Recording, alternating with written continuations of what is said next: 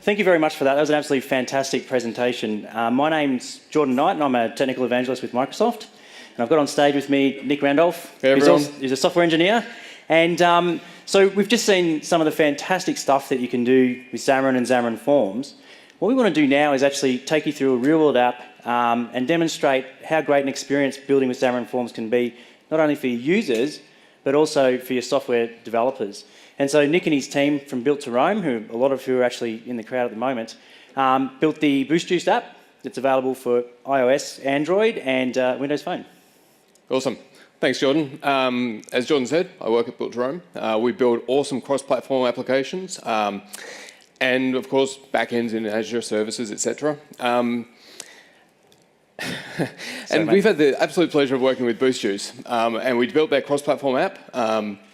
And as you can see, Xamarin Forms can be used for doing much more than just simple data collection, which kind of the name implies. Here we see the Boost Juice app running on iOS. It's a Xamarin Forms app, and as you can see, the Boost Juice branding is heavily applied across all of the pages.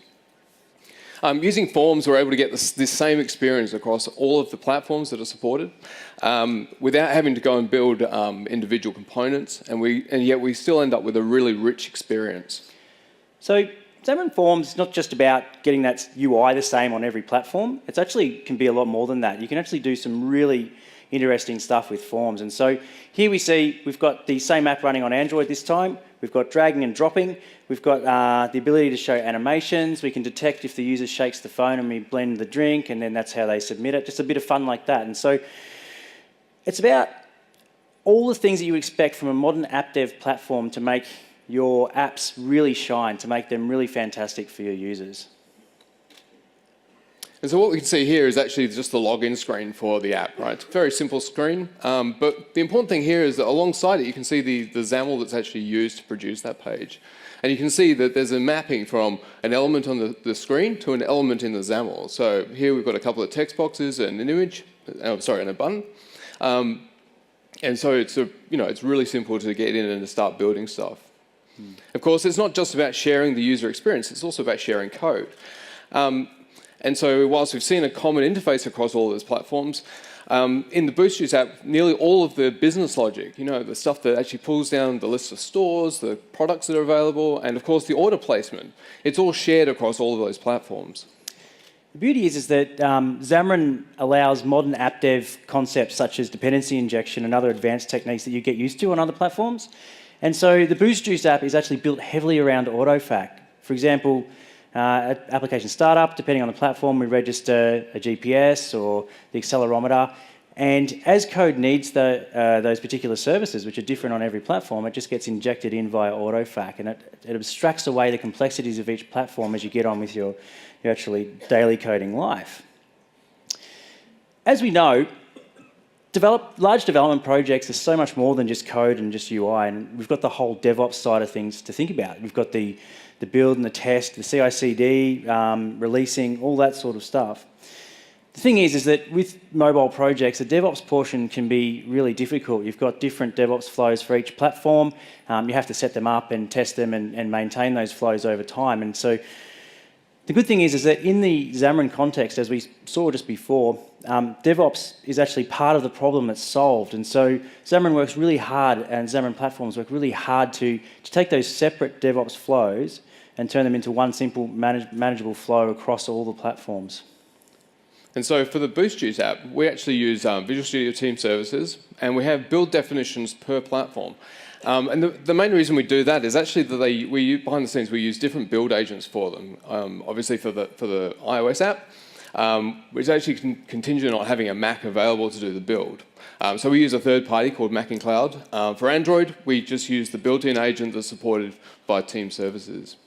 We have continuous integration set up so that the shared projects and the unit tests are run as developers check in code. And we do nightly builds for all of the platforms to make sure, firstly, that they build, but second of all, to make sure our UI test cases actually run in Xamarin Test Cloud and all pass. Those successful builds are then sent up to Hockey app, and test users of the application get a nice little push notification. They can just click that and then automatically install the app. Now that's really cool if you've got a whole range of test devices that you need to get the app onto, but where it's really awesome is that if you've got customers that need to test your app, those customers can also just get the app notification and click it and install that new test version without having to know all the developer concepts that often come with mobile app dev, such as certificate management and side loading and everything like that. So the final part of the continuous deployment setup that we use is a second environment for each platform within the release definition. This means that we can push out directly to the store for a final round of UAT. As we know, the final part of DevOps, the whole DevOps story, and perhaps the most important part is the closing the loop. It's taking the data that you collect in the real world and feeding it back into your development process so you can make smart decisions about continual improvement and things like that with your application. And so, again, with Xamarin, this becomes one process for all the platforms instead of separate process for each platform. In the instance of the Boost Juice app, they actually collect the data via Hockey app and then push it up into application insights for really good reporting and management up there. And so all of that real-world data that comes back into the development pipeline means that we end up doing fixes and enhancements, but we do them in one place across all of the platforms, so it's really efficient. Awesome. Well, with that, I'd like to say big thanks to Nick and his team from Built to Rome for coming down today and sharing the story. Yeah. And I hope, thank you. Thanks, Nick.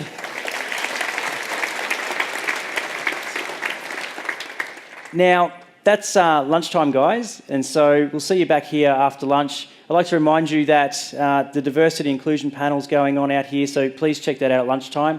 Thank you very much, and I hope you have a really fantastic build. Thanks, everyone.